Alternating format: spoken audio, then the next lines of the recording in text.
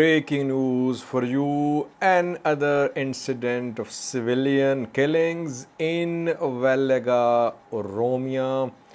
A few days ago, around 2 weeks ago, hundreds of innocent civilians were killed in West Wellega, Gimbi, Tole, Kabale, and this incident, new incident, has happened in Kellem Wellega. Who were the attackers? How many have been killed? Secondly, Ethiopian PM Abiy shared a message about this incident. Who is he accusing? Which action is he announcing to take against those who are involved in this attack? It seems that PM Abiy today declared war on Oromo Liberation Army. Thirdly, we have a new story from Sudan, viewers. Abdul Fattah al-Burhan, Sudanese army chief, just a few minutes ago delivered a speech. He addressed the nation. What did he say? Sudanese army is under severe pressure. He made 4 important points in his speech. After Thursday's demonstration, Sudanese protesters have been staging sit-ins in 3 major cities of Sudan, and FFC withdrew from tripartite mechanism-backed talks. And now Abdul Fattah al-Burhan is speaking. What did he say?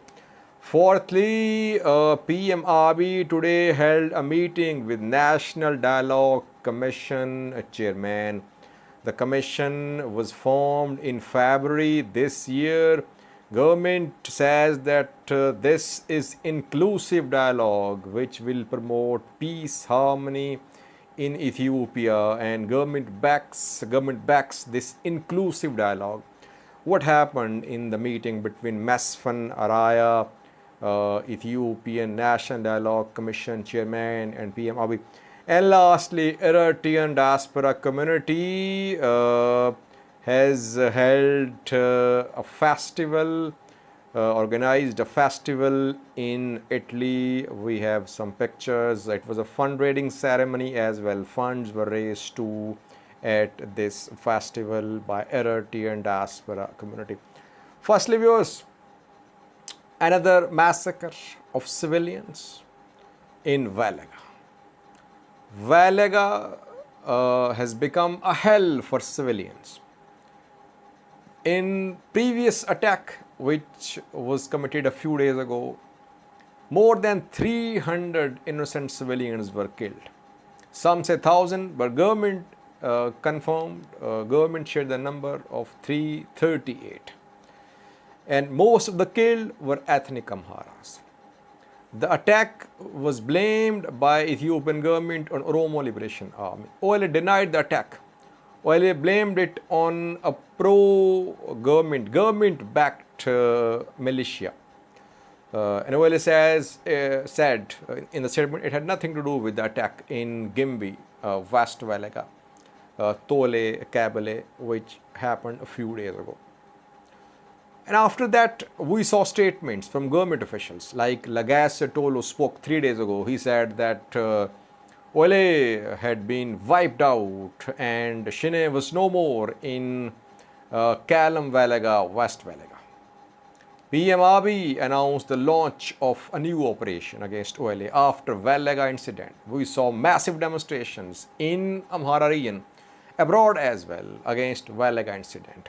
We saw clashes as well. In Shiva Robit, at least 7 have been killed in violence which happened after Wellega massacre. Now another incident. It has happened in Kellem Wellega, western part of Oromia. Name of the place is Lamlam, which is a Kabale reportedly. Rob Gabia is the district where this Kabale is situated. Here, dozens of innocent civilians have been killed.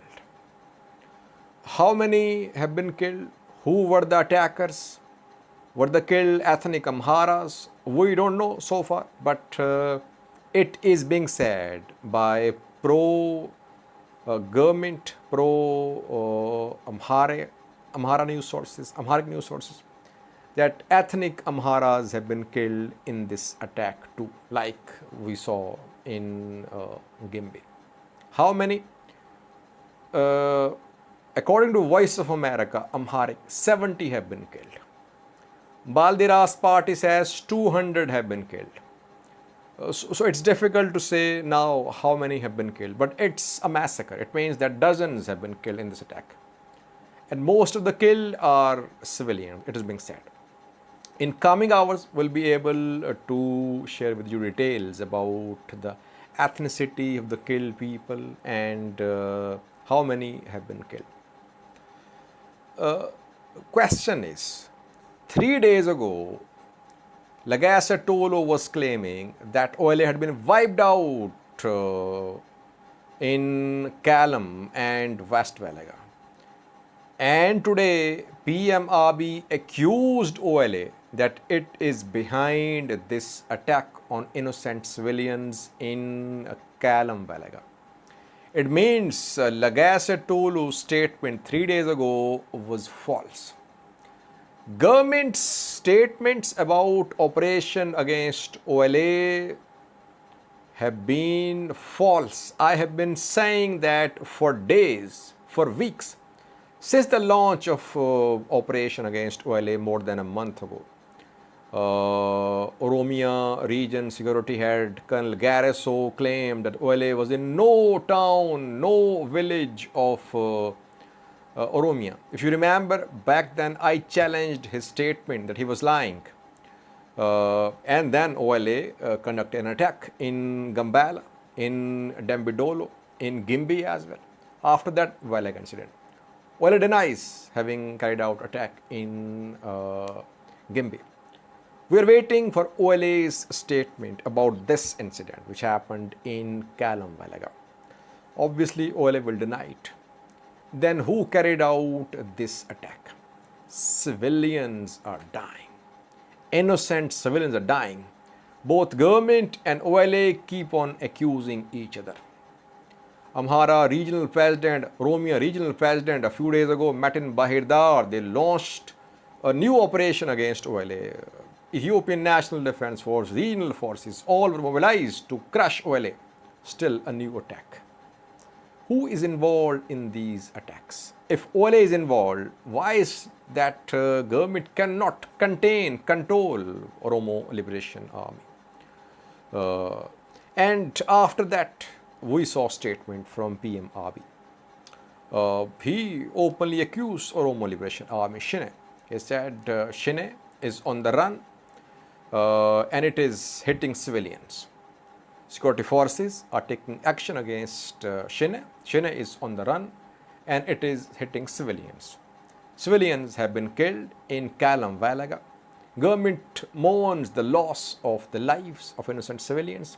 And lastly, he threatened to wipe out OLA. He said that we will pursue this group to the end and eliminate it with our people. So he is declaring war on Oromo Liberation Army, that government will use all available means with the participation, cooperation of people. Government wants to completely eliminate Oromo Liberation Army. But the strategy being adopted by government regarding involvement of Amhara regional forces is being criticized. Last night we heard Jawar, we heard Bakle Garba, who opposed deployment of Amhara regional forces in Oromia, Amhara militias, the deployment in Oromia. If there is any operation in Oromia against OLA, operation should be conducted by Oromia regional government, federal government. Federal police, where is federal police? Where is ENDF? Where is Oromia regional force? Where is Oromia special force? Where are Oromia government backed militias? There are so many forces available. Why is that government forces, Oromia regional government, federal government, they want to involve Amhara regional forces? They can conduct operations on their own. Oromia region has a large number of its special forces, regional forces. It does not need help of any other regional forces. But regional forces are involved. It leads to further complications. And innocent civilians are dying. What is happening in Wellega is tragic, horrific. No words to explain the atrocities being committed against civilians, and mostly ethnic Amharas are the victims of this crisis happening in Wellega. Amhara regional government cannot involve itself in Wellega. Oromia regional government, Ethiopian federal government, they will have to take the responsibility for protecting the lives of innocent civilians, especially Amharas, in Wellega zone of Oromia. In coming videos, we'll try to update you more about this incident, how many have been killed, who are the killers, what is OLA's position, what is government doing, and what is going to happen after the announcement of PM Abiy that OLA will be wiped out, that government will do whatever it can to wipe out Oromo Liberation Army. Second news story from Sudan, viewers, where after Thursday's demonstrations, military has come under pressure. After Thursday's demonstrations, Sudanese protesters staged sit-ins in Khartoum city, Bahri, and in Omdurman. Thousands are attending the sit-ins. And we saw a statement from Forces for Freedom and Change, FFC, civilian coalition in Sudan, which announced to withdraw from talks ongoing for some time, facilitated by tripartite mechanism of African Union, IGAD, and UN integrated transition mission in Sudan.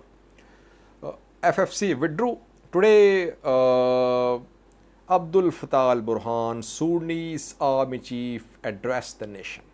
What did he say? He made three very important points. Firstly, Sudanese army has withdrawn from talks as well. Sudanese army says it will not be part of any talks. Talks should be held among civilian and revolutionary groups which should form a government. Military will not be part of any talks. So military is stepping back. Military has been in talks in recent weeks with civilian factions, with political parties, but our military says that it won't be part of any talks. But military will respect the decision of the talks among civilians. So military is offering civilians to hold talks and form a government. First point. Can civilian factions, political parties like FFC, Communist Party, others, can they hold talks and reach a consensus to form a government? It's an uphill task. There are several players in Sudan and some are backed by Sudanese military. So let's see. Ball is now in the court of civilian forces, civilian players in Sudan. Secondly, he said that after the formation of government, Sudan's Sovereignty Council will be dissolved and a Supreme Security Council will be formed, which will monitor, which will be in charge of security and defense sector of Sudan. And thirdly, he said that he addressed Sudanese youth. Military seems under pressure. He said, Sudanese youth is the future of Sudan. Sudanese youth sacrificed for the revolution, and Sudanese military will not be in the way of Sudanese youth. A message for Sudanese youth. And lastly, he said that the country was facing serious problems. Country's unity, cohesion was in danger. So all forces should join hands, and Sudanese military will steer the country towards election, towards democracy. Now, civilian factions, civilian groups, political parties should create consensus and form government. Military will respect the decision of civilian factions, civilian groups in Sudan. So let's see what happens. Military has taken a step back, it seems. Military is under pressure. But now what remains to be seen is that will there be consensus among political forces in Sudan to form a government? It's a difficult and an uphill task. Several factions are backed by Sudanese military too. I'll be in coming videos about Sudanese political situation. Meanwhile, protests and sit-ins especially continue in different parts of Sudan. Thirdly, the Ethiopian National Dialogue Commission held a meeting with PM Abiy today. In February, Ethiopian government formed National Dialogue Commission through a legislation. This commission was formed, but the commission was opposed by opposition parties like Oromo Federalist Congress, like Oromo Liberation Front from Oromia, like ONLF from Somali region. TPLF has already rejected this commission, and Balderas also opposed it. But government pressed ahead with this commission, and commission has been working for the last 3 to 4 months.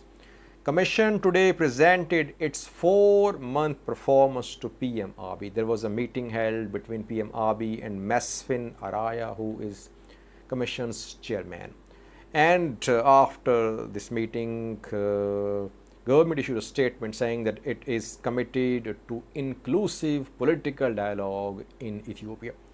This commission has been rejected by major political players in Ethiopia.